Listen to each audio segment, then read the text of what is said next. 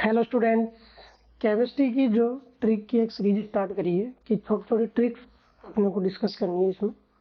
और इन ट्रिक्स के अंदर आज की जो ट्रिक्स होगी वो है कि किसी भी मॉलिक्यूल में सेंट्रल एटम या केंद्रीय परमाणु कैसे डिसाइड करेंगे। जब तक केंद्रीय परमाणु को अगर आपको पता नहीं होगा तो आप उस मॉलिक्यूल का संकरण यानी हाइब्रिडाइजेशन वो भी नहीं पता कर सकते। कैसा दिखेगा, क्या शेप होगी, क्या आकृति होगी, ये भी आप डिसाइड नहीं कर सकते। आपको स्ट्रक्चर ड्रॉ करनी है तो भी आपका काम नहीं बनेगा। तो उसी की ट्रिक बता रहा हूँ मैं, जो आपको एक बार में समझने के बाद में आपकी बहुत सारी प्रॉब्लम सॉल्व हो जाएगी कि हाइब्रिडाइजेशन के लिए सेंट्रल एटम एक केंद्रीय परमाणु देखना है तो वो कैसे देख सकते हैं। सारी चीजें इसमें है। तो देखते हैं क्या है ट्रिक। इसके अंदर अपने को क्या करना है कि जो सेंट्रल एटम होगा, सेंट्रल एटम में एक चीज ध्यान रखना कि ये पॉलीवैलेंट होना चाहिए, मतलब एक से ज्यादा इसकी संयोजकता होनी चाहिए।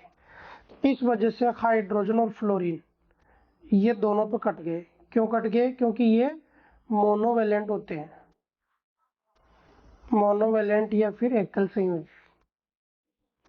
तो एक तो ये पॉइंट ध्यान रखना आपकी हाइड्रोजन और फ्लोरीन कभी भी सेंट्रल एटम नहीं बन सकते, क्योंकि इनकी संयोजकता ही एक होती है, वैलेंसी एक ही होती है, एक ही बॉन्ड बना सकते हैं। और सेंट्रल एटम के लिए कम से कम आपके पास में 2 बॉन्ड तो होने चाहिए। अब यहाँ पर देखो क्या है। तो सेंट्रल एटम कौन बन सकता है? सेंट्रल एटम वो बन सकता है लेस इलेक्ट्रोनेगेटिव, मतलब जिसकी विद्युत ऋणता क्या हो, कम हो, कम विद्युत ऋणी।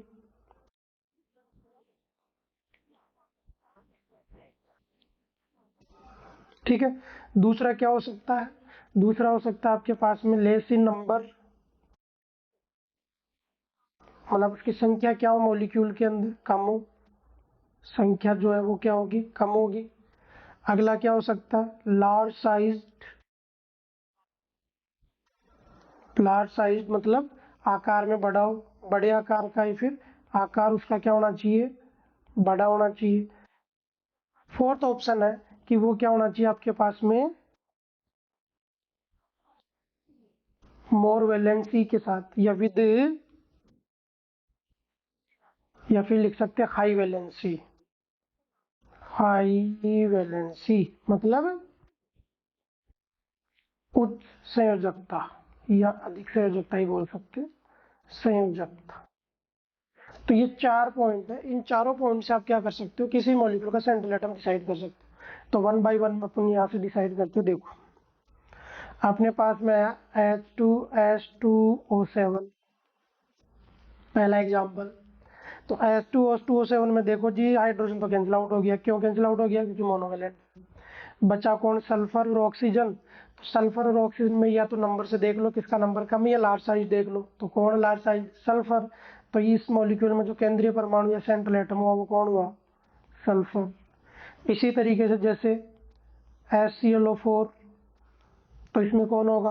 क्लोरीन और ऑक्सीजन। हाइड्रोजन तो कैंसिल आउट है, क्लोरीन और ऑक्सीजन में से कौन जाएगा? क्लोरीन, क्योंकि क्लोरीन का नंबर भी कम है, साइज भी ज्यादा है, वैलेंसी भी ज्यादा है। तो इस तरीके से ये हो गया। आगे बात करें जैसे CH4 कार्बन और हाइड्रोजन, तो यहाँ पे सेंट्रल एटम कौन जाएगा? कार्बन। क्यों जाएगा? क्योंकि कार्बन की संयोजकता ज्यादा है, हाइड्रोजन कैंसिल आउट है। तो ये आपके पास में बन गया यहाँ पे सेंट्रल एटम या केंद्रीय परमाणु कार्बन। नेक्स्ट देखो अगला एग्जांपल, जैसे जो एक से ज्यादा पॉलीवैलेंट वाला पार्ट, HCOF4। अब फ्लोरीन तो कट गया, लेकिन जीनोन और ऑक्सीजन आ गया। अब जीनोन और ऑक्सीजन का देखो नंबर भी 1 1 आया। तो आप नेक्स्ट पॉइंट पे जाओ कि नेक्स्ट पॉइंट में क्या था, लार्ज साइज देख लो या हाई वैलेंसी देख लो। तो लार्ज साइज कौन होता है? जीनोन होएगा। तो जीनोन लार्ज साइज दे तो इसका जो सेंट्रल एटम बना वो कौन बना? वो बन गया आपके पास में जीनोन। ठीक है। इसी तरीके से जैसे अपन बात करें यहाँ पे C3O2। अब C3O2 के अंदर देखो नंबर तो ऑक्सीजन का कम है, लेकिन यहाँ पे अगर बात करें तो वैलेंसी जो कार्बन होगी उसकी ज्यादा होती है, टेट्रावैलेंट, 4 संयोजकता इसकी होती है। तो इस वजह से आपके पास में कौन हुआ सेंट्रल एटम? सेंट्रल एटम हुआ कार्बन। ठीक है। एक पॉइंट अगर कोलाइड कर रहे तो नेक्स्ट पे जाइए, नेक्स्ट वाला कोलाइड कर रहा तो उससे नेक्स्ट, तो सारे आपके जवाब मिलते जाएंगे इसके अंदर। तो इस तरीके से 3 जो पॉइंट थे, मतलब 4 पॉइंट जो थे आपके पास में, चारों पॉइंट से किसी भी मॉलिक्यूल के अंदर क्या कर सकते हो आप? सेंट्रल एटम यानी केंद्रीय परमाणु डिसाइड कर सकते हो। पॉइंट कौन कौन से दोबारा रिपीट कर देता हूँ मैं। लेस इलेक्ट्रोनेगेटिव एटम मतलब कम विद्युत ऋणी आपका वो तत्व या परमाणु होना चाहिए। दूसरा होना चाहिए आपके पास में लेस इन नंबर मतलब उस अणु के अंदर या उस मॉलिक्यूल के अंदर उसका नंबर क्या होना चाहिए, कम होना चाहिए। तीसरा पॉइंट क्या था, तीसरा पॉइंट था उसकी साइज ज्यादा होनी चाहिए, लार्ज साइज होना चाहिए। अगर कोलाइड कर रहे हैं दो एलिमेंट तो फिर साइज ज्यादा देख लो। और अगर वो भी नहीं हो रही तो फिर क्या देख लेना वहां पे कि किसकी संयोजकता है, वैलेंसी ज्यादा है। जिसकी वैलेंसी ज्यादा होगी उसके सेंट्रल एटम बनने के चांस सबसे ज्यादा होंगे। इस तरीके से ये ट्रिक यहीं पे कंप्लीट हुई। बाकी फिर नई ट्रिक के लिए अगले वीडियो मिलेंगे। और अगर ये ट्रिक वाला पार्ट, अगर ये सीरीज अच्छी लग रही है तो आप हमारे चैनल को सब्सक्राइब करो, लाइक जरूर करना, आगे से आगे इसको शेयर करते जाइए। बाकी मिलते हैं नेक्स्ट वीडियो में। आज के लिए इतना ही। Thank you.